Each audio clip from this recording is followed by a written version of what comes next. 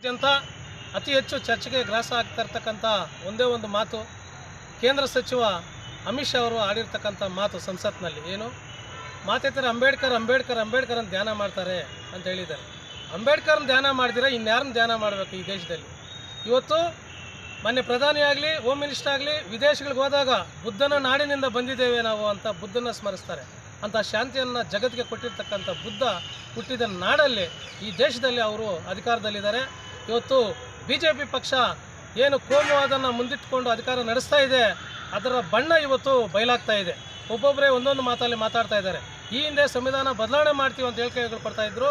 ಇವತ್ತು ಅದೇ ಸಂವಿಧಾನದ ಬಗ್ಗೆ ಚರ್ಚೆ ಮಾಡೋಂಥ ಸಂದರ್ಭದಲ್ಲಿ ಅಂಬೇಡ್ಕರ್ರನ್ನು ಹಗುರವಾಗಿ ಮಾತಾಡ್ತಕ್ಕಂಥ ಮಾತುಗಳನ್ನು ಇವರು ಆಡಿದ್ದಾರೆ. ಇದು ಖಂಡನೀಯ.